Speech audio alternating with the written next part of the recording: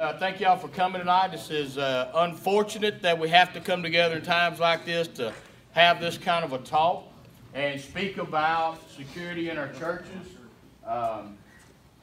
But the society we live in today, it's pretty much mandated that we have these talks because things are happening. A lot of these courses are going on across the United States, and a lot of them are focusing on the active shooter, what's happening in the midst of it.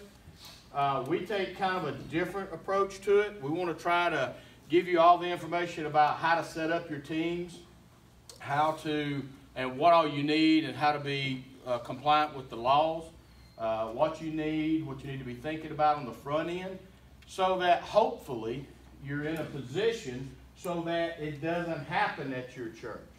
Okay? Now, a lot of times when we go to churches and give speeches and talk about safety and security, the big things come up is, well, we don't want to carry weapons into the Lord's house, right? That's a big hurdle that we have to get over because people say, well, I don't want to bring a firearm into God's house.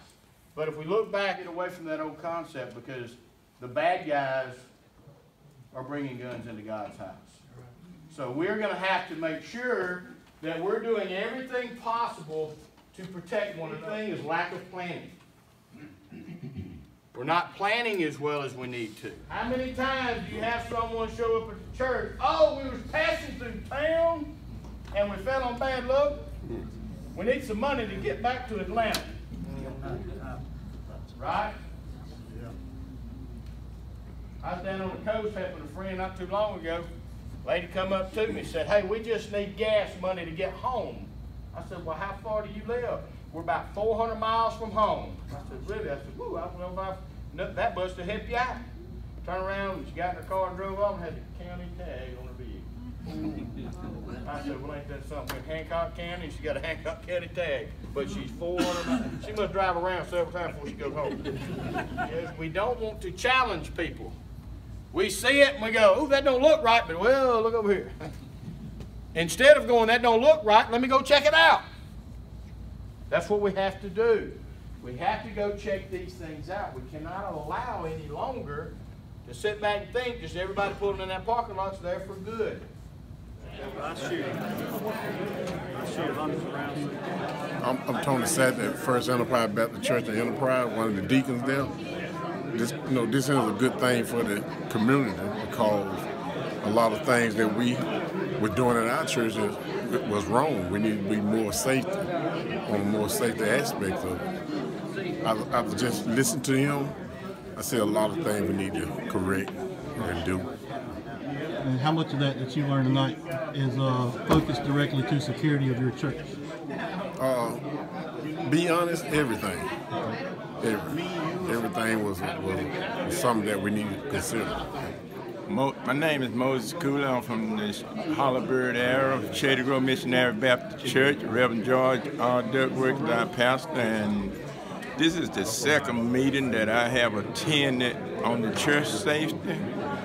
And you know, every time you go, it's something you learn every time you go. It's a great thing for the church because, you know, churches nowadays, we sit back and we're not prepared for what's coming up. Yeah, I'm Nick Ulmer, pastor here at First Baptist Stonewall, and we just really had a security, kind of almost like a briefing tonight, just to kind of cover the issues a lot of churches are dealing with you know, the possibility of active shooters. So we had invited the community and other churches around the area to come in, and the Chief Michael Street come in and really did a great job giving us a lot of information, a lot of things to think about. And some of the information that you learned in the meeting tonight, you can probably also apply that to your church as well, right? Yeah, and I think just with the size of our facility, there's just a lot of things that were presented that we really got to put into action, so it was really informative for us. I enjoyed it. I learned some things that I didn't quite think about, you know, in these situations, and heard a lot of useful information that you can use to better protect the church members, the church family, anybody outside, visitors in the church. And like we're called to be shepherds. We're called to protect the flock. They got Uncle Ronnie. He's gonna put Uncle Ronnie on the hot topics.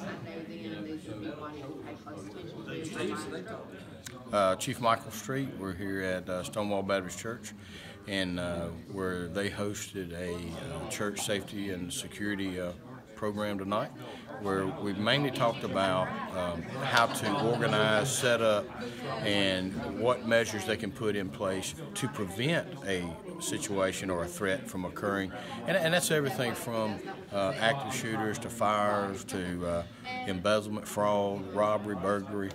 So we want to make sure that they have everything they need, knowledge-wise, and what measures they can put in place to better protect themselves. Instead of just training for an actual threat while it's happening, we want to try to keep it from happening. I'm Valerie Smith, and I work for CERT Training. That's a specialized emergency response training company.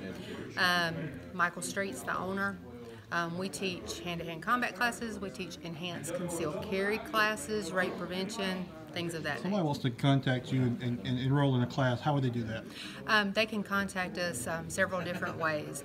They can go to our website, which is cert.training, or they can call the office at 601-482-8892, and we'll be more than happy to set up classes for them or tell them the dates and times of our next available class. And where are the classes held at usually? They're held at Battlefield Shooting Club, which is in Collinsville. If you're familiar with the drag strip, it's in the exact same location. But we are mobile, so we could go anywhere in the state. You just give us a call, tell us where you're at. If you can't come to us, we'll come to you. Okay. Thank you for your time. Thank you.